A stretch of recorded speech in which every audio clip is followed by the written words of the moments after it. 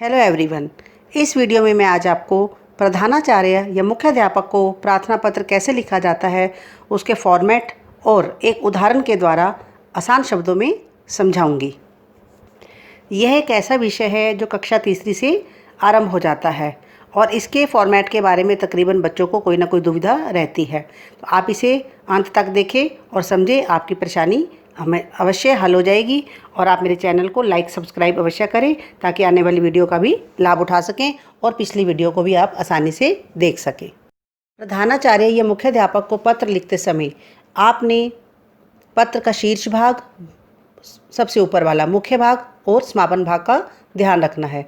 शीर्ष भाग में आपने लिखना है सेवा में, फिर नेक्स्ट पंक्ति में लिखोगे आप श्रीमान प्रधानाचार्य महोदय, फिर आपके विद्यालय का नाम, कॉलोनी और शहर का नाम अलग अलग लाइंस में आएगा।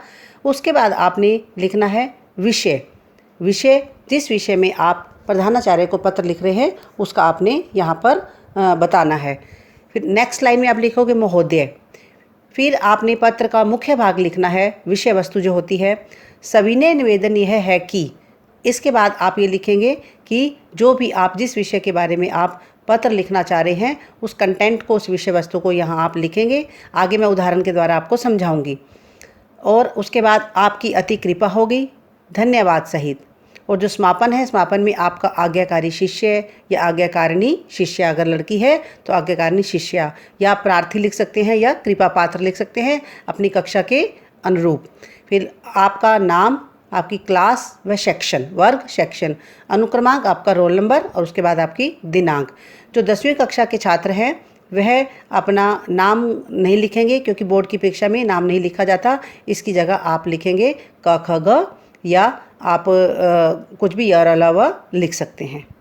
बीमारी के कारण 3 दिन का अवकाश प्राप्त करने के लिए प्रधानाचार्य को प्रार्थना पत्र। तो वही सबसे पहले हम लिखेंगे शीर्ष भाग, सेवा में श्रीमान प्रधानाचार्य महोदय। अगर प्रधानाचार्य की जगह फीमेल है तो प्रधानाचार्य महोदय आ जाएगा साथ में। दिल्ली पब्लिक स्कूल, नज़दीक करण लेक, करनाल, पूरा आपका एड्रेस आ गया। फिर आप विषय लिखेंगे। विषय हो गया आपका 3 दिन का अवकाश प्राप्त करने के हेतु। अगर आपको 2 दिन की चाहिए, आपको 1 हफ्ते की चाहिए, आप उतने दिनों को यहाँ मेंशन करें। महोदय और फीमेल के लिए महोदया। सविनय निवेदन यह है कि मैं आपके विद्यालय की 7वीं कक्षा का छात्र हूँ या विद्यार्थी हूँ। तो यहाँ पर आप अपनी कक्षा को, अपनी जो आपकी कक्षा है आप उसे लिख सकते हैं। और अगर छात्र लिखेंगे, बॉयज़ छात्र लिख सकते हैं और गर्ल्स छात्रा। कल स्कूल से लौटते समय वर्षा के पानी में भीग जाने के कारण मुझे तेज़ बुखार आ गया है।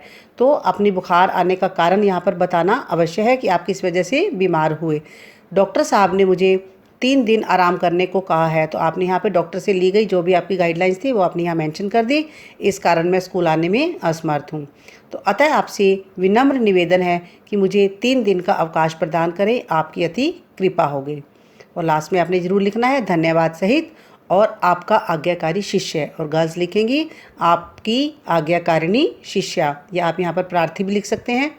रोहित आपका नेम आ गया, यहाँ पर कक्षा व सेक्शन आ गया, कक्षा 7वीं ब, और रोल नंबर आपका आ गया जैसे 16, और दिनांक जैसे 24 सितंबर, और ईयर आप अपना जो भी आपकी उस समय दिनांक होगी आप उसके अकॉर्डिंगली यहाँ पर लिख देंगे।